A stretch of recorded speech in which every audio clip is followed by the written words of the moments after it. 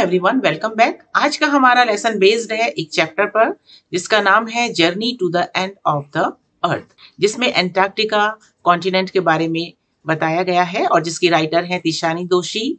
ये चैप्टर हमारी 12th class की इंग्लिश बुक विस्तार से लिया गया है, उसका 3rd चैप्टर है। इस वीडियो में हम डिस्कस करेंगे इसका थीम, इसके समरी और डिस्कस करेंगे 2 इम्पॉर्टेंट क्वेश्चंस को जो कि एग्जाम्स के पॉइंट ऑफ व्यू से बहुत इंपॉर्टेंट है। ये जो चैप्टर है वो एक ट्रेवलॉग कहते हैं यात्रा वृतांत को। तो यात्रा वृतांत के रूप में है जिसमें राइटर तिशानी दोशी ने अपनी यात्रा का वर्णन किया है। जब वो अंटार्कटिका गई थी, वहां जाकर के उन्होंने क्या देखा, कैसा महसूस किया, उनकी वही यात्रा के संस्मरण ये चैप्टर के रूप में हमारे सामने है। आइए देखते हैं, आइए बढ़ते हैं आगे। और ये है, this is the picture of our writer Tishani Doshi. Tishani Doshi एक बहुत ही फेमस पोएट, जर्नलिस्ट और डांसर हैं और वो अभी एक प्रोफेसर हैं और जो कि न्यूयॉर्क में रहती हैं। She is a professor and lives in New York and this is the short introduction of our writer. आइए बढ़ते हैं आगे और देखते हैं। Let's go to next slide and see what is more for us. Before you read, can you answer? इससे पहले कि आप पढ़ें, क्या आप इन क्वेश्चंस का आंसर दे सकते हैं? यहाँ पर कुछ चित्र दिए गए हैं और कुछ क्वेश्चंस लिखे गए हैं। इन चित्रों को ध्यान से देखिए। Please look at these pictures carefully and answer and try to find the answers of these questions. How many continents are there? Which is the southernmost continent? What is global warming and climate change? Have you heard about ecosystem? Is the planet Earth same as it was million years ago? If you want to know more about the planet's past, present and future, how can you know? अगर आप इस धरती के भूत, वर्तमान और भविष्य के बारे में जानना चाहते हैं तो आप कैसे जानेंगे? इन्हीं प्रश्नों के उत्तर जानने की कोशिश करते हैं। आइए बढ़ते हैं आगे और देखते हैं इसका थीम। तो इसकी जो थीम है उसमें कुछ वर्ड्स को, फ्रेजेस को आप ध्यान रखेंगे। इसमें सबसे पहले है एनवायरमेंटल अवेयरनेस। जो हमारा पर्यावरण है वो बहुत ज़्यादा प्रदूषित हो गया है और उसको किस तरह से ठीक करना है, उसके प्रति अवेयरनेस माने जागरूकता को बढ़ावा देना है, लोगों को जागरूक करना है। दूसरा है इसका impact of humanity on the planet earth. जो इंक्रीजिंग पॉपुलेशन है, जो बढ़ती हुई जनसंख्या है, मनुष्य है, ये मानवता है, उसका हमारे इस ग्रह पर, इस पृथ्वी पर क्या प्रभाव पड़ा है, यानी मनुष्य के आने से ये पृथ्वी किस तरह से प्रभावित हुई है। दूसरा है importance of youth involvement in conservation. और इस पर्यावरण को कंजर्व करने के लिए, इसको सुरक्षित रखने में जो हमारी युवा पीढ़ी है उसका क्या इम्पोर्टेंस है, उसकी क्या भूमिका है, उसका कितना महत्व है। ये पॉइंट्स को आप ध्यान रखेंगे तो ये थीम है। और सबसे महत्वपूर्ण थीम क्या है? There is the urgent need for environmental awareness. क्योंकि ग्लोबल वार्मिंग बहुत ज्यादा बढ़ गई है। पूरा वैश्विक विश्व जो है उसका तापमान बढ़ता जा रहा है, धरती का तापमान बढ़ता जा रहा है पर्यावरण प्रदूषण के कारण, जिसके विजिबल इफेक्ट्स यानी कि जो तापमान बढ़ रहा है उसके हमको इफेक्ट्स यानी प्रभाव हमको दिखाई दे रहे हैं। बाढ़ आ रही है, तूफान आ रहे हैं, जगह जगह पेड़ काटे जा रहे हैं, धरती नष्ट हो रही है। तो उसके प्रति एनवायरमेंटल अवेयरनेस यानी पर्यावरण के प्रति जागरूकता फैलाने की, पर्यावरण को लेकर के जागरूकता फैलाने की बहुत ही ज्यादा आवश्यकता है। अर्जेंट नीड है, यानी तुरंत आवश्यकता है कि हर व्यक्ति को, एक एक व्यक्ति को इसके प्रति जागरूक किया जाए। आइए जल्दी से देखते हैं इसका समरी। समरी माने सारांश। सारांश मीन्स मेन पॉइंट्स क्या क्या है। सबसे पहले इसका मेन पॉइंट है कि जो हमारी राइटर हैं वो अंटार्कटिका की यात्रा पर गई। अंटार्कटिका जो कि सबसे ठंडा, सबसे रूखा, सबसे सूखा, सबसे हवादार महाद्वीप है पूरे विश्व में। दूसरा है, वो जब वहां गई तो वो एक रशियन रिसर्च वेसल, एक शिप है, अकादमिक शुकल्स्की नाम के एक रशियन रिसर्च शिप के द्वारा उन्होंने इस महाद्वीप की यात्रा की। दूसरा और मेन पॉइंट है इसका, the world's geological history is trapped in Antarctica. और जब वो वहां गई अंटार्कटिका तो वहां जाकर के उन्होंने महसूस किया और देखा कि पूरे विश्व की जो जियोलॉजिकल हिस्ट्री है, जियोलॉजिकल माने होता है भूगर्भीय, जो इतिहास है वो अंटार्कटिका में ट्रैप्ड है। यानी अगर आपको पूरे विश्व का इतिहास जानना है कि किस तरह से ये धरती का फॉर्मेशन हुआ, निर्माण हुआ, तो आपको अंटार्कटिका की यात्रा करने जरूर जाना चाहिए। साथ ही साथ इसका एक और मेन पॉइंट ये है कि जियोफ ग्रीन जो है वो कैनेडियन थे, जिन्होंने स्टूडेंट्स ऑन आइस प्रोग्राम उन्होंने चलाया था। उनका एक बहुत ही फेमस प्रोग्राम था ये। इसका उद्देश्य था कि वो हाई स्कूल के स्टूडेंट्स को अंटार्कटिका जाते थे वहाँ पर रिसर्च करने के लिए, उनको घुमाने के लिए, जिससे कि जो हमारी आने वाली पीढ़ी है, जो युवा पीढ़ी है, वो पूरे विश्व के इतिहास को जाने कि उसका भूत कैसा था, वर्तमान कैसा है और भविष्य कैसा होगा। Narrator thinks that Antarctica is the place to go and understand the earth present, past and future. इस चैप्टर से अगर कोई भी प्रश्न पूछा जाता है तो आप इस लाइन को उसमें लिख सकते हैं कि Antarctica is the place to go and understand the earth present, past and future. Antarctica वो जगह है जहां पर कि हम धरती के वर्तमान, भूत और भविष्य को जान सकते हैं और समझ सकते हैं अगर हम जानना चाहते हैं तो। और this line also, Antarctica is the coldest, driest and windiest continent in the world. ये वाली लाइन और ये लास्ट वाली लाइन, ये दोनों बहुत इंपॉर्टेंट लाइन्स हैं जो कि इस चैप्टर से आए हुए किसी भी क्वेश्चन के आंसर में आप लिख सकते हैं और आपको लिखना चाहिए। आइए बढ़ते हैं और आगे और देखते हैं इस चैप्टर का the most important question. The world's geological history is trapped in Antarctica. पूरे विश्व की भूगर्भीय इतिहास जो है वो एंटार्क्टिका में ट्रैप्ड है, यानी एंटार्क्टिका में जाकर के हमें विश्व का इतिहास पता चलता है कि कैसे इस धरती का निर्माण हुआ। How is the study of this region useful to us? अगर हम जाते हैं इस क्षेत्र में, अंटार्कटिका अगर जाते हैं और वहाँ जाकर के हम स्टडी करते हैं, रिसर्च करते हैं, पढ़ाई करते हैं, वहाँ जाके घूमते हैं, देखते हैं, समझते हैं वहाँ के क्लाइमेट को, वहाँ के वातावरण को, वहाँ के इन्वायरमेंट को, तो वो जो इस क्षेत्र की जो स्टडी है, जो पढ़ाई है, वो हमारे लिए किस प्रकार से यूजफुल है, कैसे लाभदायक है। तो ये क्वेश्चन है जिसका आंसर आपको देना है। तो ये जो क्वेश्चन है आपका लॉन्ग आंसर टाइप क्वेश्चन में आएगा, जिसका आंसर आपको 100 to 120 वर्ड्स में लिखना है। तो आप इसको बड़ा मत समझिए, बार बार इसको 3-4 बार अगर आप पढ़ते हैं ध्यान से समझते हुए तो ये आंसर कोई कठिन नहीं है। इससे आपका जनरल नॉलेज भी बढ़ेगा, साथ ही साथ आपको आंसर भी होगा। तो आइए देखते हैं पहला line, definitely geological phenomena help us to know the history of mankind. Definitely का मतलब होता है निश्चित रूप से। ये जो जियोलॉजिकल फेनोमेना है, जियोलॉजिकल माने होता है भूगर्भीय, यानी धरती के नीचे जो पर्यावरण है, पृथ्वी के ऊपर एक पर्यावरण होता है और एक धरती के गर्भ में, उसके अंदर जो हलचल होती है, जो भी चीजें होती हैं, उसे कहते हैं जियोलॉजिकल। फिनोमेना का मतलब होता है घटना, समथिंग, कोई इंसिडेंट, जो कोई घटना हुई है जो पहले कभी नहीं हुई, उसको बोलते हैं फिनोमेना। तो ये जो भूगर्भीय घटना हुई है, ये हमको मैनकाइंड यानी मानव जाति के इतिहास को जानने में बहुत हेल्प करती है। जियोलॉजिस्ट, जियोलॉजिस्ट मीन भूगर्भीय वैज्ञानिक, यानी जो साइंटिस्ट होते हैं जो धरती के नीचे के रिसर्च करते हैं, उसका स्टडी करते हैं, उनको बोलते हैं जियोलॉजिस्ट। तो ये जो भूगर्भ वैज्ञानिक होते हैं, वो हमको बताते हैं कि 650 मिलियन ईयर्स अगो, कि 650 मिलियंस ईयर्स अगो यानी 65 करोड़ वर्ष पहले एक जायंट एमलगमेटेड सुपर कॉन्टिनेंट था। जायंट का मीन्स होता है बहुत बड़ा, very huge in size, very big in size.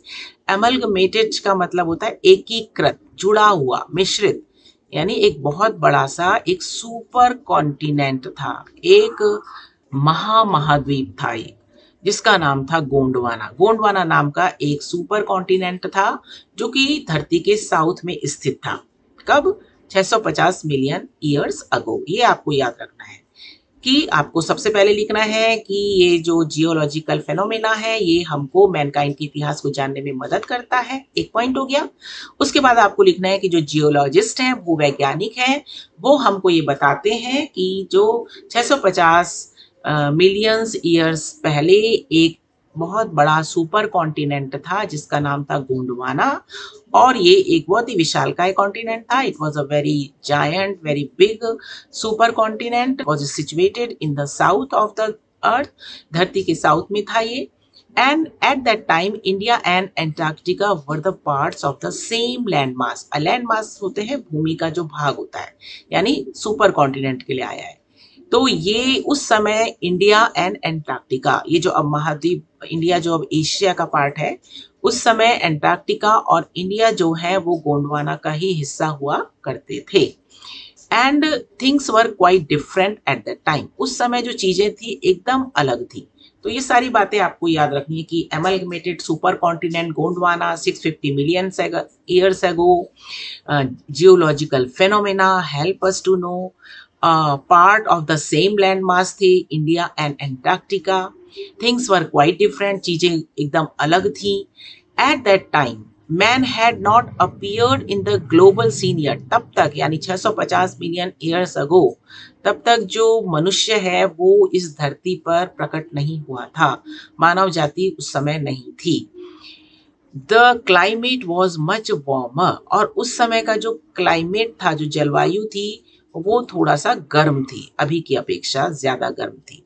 तो ये सारे पॉइंट्स को आप बना करके, पॉइंट यानी नोट्स बना करके भी आप इनको पॉइंट 1, पॉइंट 2 पॉइंट करके भी लिख सकते हैं। 650 million ago a giant amalgamated super continent Gondwana, same land mass, India and Antarctica, and climate warmer, man not appeared in the global scene. ये पॉइंट्स जो है आपको ध्यान में रखने हैं। These are the most important point of this answer. तो क्योंकि ये क्वेश्चन 6 या 5 मार्क्स का आता है तो ये थोड़ा सा बड़ा होगा। आइए और इसके बारे में 2-4 लाइन और देखते हैं क्या लिखी है। It had a huge variety of flora and fauna, ये एक और पॉइंट बन गया, huge variety of flora and fauna. Note making आप करना जानते होंगे तो आपको पता होगा कि उसमें आपको की वर्ड्स को नोट करना है। तो इस आंसर को, बड़े से आंसर को याद करने के लिए आप इसको पॉइंट बना करके इसको लिख सकते हैं। और ये ह्यूज माने बड़ी, वैरायटी माने विभिन्नता, फ्लोरा कहते हैं वेजिटेशंस को, वेजिटेशंस का मतलब हो गया आपका वनस्पति हो गया, फोना माने हो गया आपका एनिमल्स एंड क्रीचर्स जो होते हैं, जीव जंतु जानवर जो होते हैं। तो उस समय जीव जंतुओं के और वनस्पतियों के यानी पेड़ पौधों की बहुत ज्यादा वैरायटी थी, बहुत विभिन्नता थी, huge variety of flora and fauna. The supercontinent was survived for about 500 million years. अब एक पॉइंट ये बन गया कि ये जो कॉन्टिनेंट था, सुपर कॉन्टिनेंट यानी गोंडवाना, ये सर्वाइव्ड किया यानी जिंदा रहा कब तक? 500 मिलियन ईयर्स तक, 50 करोड़ साल तक ये रहा। Then the dinosaur became extinct, उस समय डायनासोर भी थे, लेकिन धीरे धीरे जो डायनासोर, जिसको हम चित्रों में देखते हैं, सुनते हैं जिनके बारे में, जो कि कैमल की शेप के जो जानवर होते हैं, तो धीरे धीरे ये जो है एक्सटिंक्ट होते चले गए, ये विलुप्त हो गए, खत्म हो गए। The age of mammals got underway, उसके बाद मैमल्स की एज आई, मैमल्स का युग आया। मैमल्स कहते हैं स्तनधारी जो जानवर होते हैं, स्तनधारी जानवर यानी animals who can produce and can feed their children, जो जानवर, जो क्रीचर अपने बच्चे पैदा कर सकते हैं और उनको जन्म दे सकते हैं और उनको भोजन, दूध पिला सकते हैं, तो ऐसे को जानवरों को बोलते हैं मैमल्स। तो उसके बाद मैमल्स की एज आई। Then due to certain geological disturbance the land mass was force to separate into countries. 500 साल तक ये सब होता रहा, लेकिन उसके बाद कुछ धरती के नीचे कुछ जियोलॉजिकल डिस्टर्बेंसेस होते चले गए, कुछ डिस्टर्बेंस हुआ, कुछ हलचल पैदा हुई भूगर्भ में, धरती के गर्भ में। और जो ये लैंड मास था गोंडवाना, जो एक बड़ा सा धरती का हिस्सा था, ये सेपरेट होने लगा, अलग होने लगा। धरती के भूगर्भ में कुछ परिवर्तन होने के कारण उसको अलग होना पड़ा। और जो अभी की कंट्रीज कहलाती हैं, यानी अलग अलग कॉन्टिनेंट बनते चले गए, देश बनते चले गए, जिनको हम आज अलग अलग नामों से जानते हैं। उस समय वो एक ही भूभाग का हिस्सा थे। इंडिया वॉज पुश्ड नॉर्थवर्ड, तो जब वो हलचल हुई उसके कारण जो इंडिया था हमारा देश, वो उत्तर की तरफ पुश हुआ, यानी उत्तर की तरफ वो खिसकता चला गया। द हिमालयज वर फॉर्म्ड, और जब वो टकराए तो परिवर्तित हो गए, इस तरह से हिमालय पर्वत का निर्माण हुआ। साउथ अमेरिका जो था वो नॉर्थ अमेरिका की तरफ खिसकता चला गया, ड्रिफ्ट माने खिसकना, पुश होना। और जो ड्रेक पैसेज, इस तरह से ड्रेक पैसेज जो है वो बना। तो ड्रेक पैसेज क्या है? ये ड्रेक पैसेज जो है वो दक्षिणी अमेरिका और एंटार्क्टिका के दक्षिणी अंतरीपों के बीच का जो क्षेत्र है उसे कहते हैं ड्रेक पैसेज। और ये जो है ड्रेक पैसेज समुद्री क्षेत्र है ये एक, और यह पूर्व में अटलांटिक महासागर को और पश्चिम में प्रशांत महासागर से जोड़ता है। ड्रेक पैसेज यानी एक समुद्री क्षेत्र, तो वो खुल गया। To create a cold circumpolar current, circumpolar current एक महासागरीय धारा है जो कि पृथ्वी के ध्रुवीय क्षेत्र के चारों ओर चक्कर लगाती है। That kept Antarctica frigid and desolate, जिससे अंटार्कटिका जो है वो बहुत ज्यादा ठंडा रहता है। और डेसोलेट का मतलब होता है एकांत, अकेला, निर्जन, जिससे कि अंटार्कटिका एक बहुत ही ठंडा और एक निर्जन स्थान बन जाता है। Antarctica is a place where 90% of the earth's total ice volume is stored. Antarctica वो स्थान है जहां पर कि पूरे विश्व की, पूरे धरती के जो भी आइस वॉल्यूम है, यानी पूरे विश्व की जो बर्फ का जो घनत्व है उसका 90% जो है वो एंटार्क्टिका में स्टोर है। यहाँ पर हम ओजोन और कार्बन के विकास और विनाश के बारे में भी पढ़ सकते हैं। Hence the study of Antarctica help us in knowing the history of the world। ये सब जानने के बाद हम कह सकते हैं, hence का मतलब इसलिए, अतः, इस प्रकार, अंटार्कटिका का स्टडी करने के बाद हमको पूरे धरती के इतिहास के, पूरे विश्व के इतिहास को जानने में मदद मिलती है। So this is the long answer of this question, and इसको थोड़ा सा 2-3 बार आपको पढ़ना तो पड़ेगा, लेकिन ये आपका जीके भी बढ़ाएगा। और आइए बढ़ते हैं आगे और देखते हैं नेक्स्ट क्वेश्चन। यहाँ पे देखिए, अभी हमने गोंडवाना लैंड का, गोंडवाना, यहाँ पे हमने अभी गोंडवाना कॉन्टिनेंट की बात की, तो this is the picture of Gondwana continent. जब यहाँ पर देखिए, गोंडवाना में हमारा आता था साउथ अमेरिका, अफ्रीका, और ये आपका हो गया, यहाँ पे है आपका इंडिया और ये एंटार्क्टिका। धीरे धीरे जो साउथ अमेरिका एक हिस्सा करके नॉर्थ अमेरिका में बना, अफ्रीका अलग हो गया, इंडिया जाकर के एशिया में मिल गया, और एंटार्क्टिका जो है वो नीचे चला गया था धरती के। तो इस प्रकार से ये पहला एक ही लैंड मास था। और ये वाले चित्र से, आइए देखते हैं इस चित्र से और ये क्लियर होगा। यहाँ पे हमको दिखाई दे रहा है कि ये आपका हो गया south America, Africa, India, Antarctica, Australia. ये पूरा जो हिस्सा है ये कहलाएगा आपका गोंडवाना। तो ये सुपर कॉन्टिनेंट था, सब एक साथ जुड़े हुए थे। धीरे धीरे जो अभी हमने पढ़ा कि धरती के नीचे जो डिस्टर्बेंस हुए उसके कारण ये खिसकते चले गए और अलग अलग होते चले गए। इस तरह से जो हम अभी का प्रेजेंट का जो हम वर्ल्ड का मैप देखते हैं तो हमको इस तरह से वो दिखाई देता है। ये एंटार्क्टिका यहाँ पे आ गया है, एंटार्क्टिका के साथ ये आपको ऑस्ट्रेलिया दिखाई दे रहा है। ये साउथ एशिया है, यहाँ पर हमारा ये अफ्रीका हो गया, ये साउथ अमेरिका, ये नॉर्थ अमेरिका, और यहाँ पर ही हमारा इंडिया। इस तरह से ये आ गया। These are the pictures of the Antarctica. This is the picture of Geoff Green, students on ice जो इनका प्रोग्राम था, स्टूडेंट्स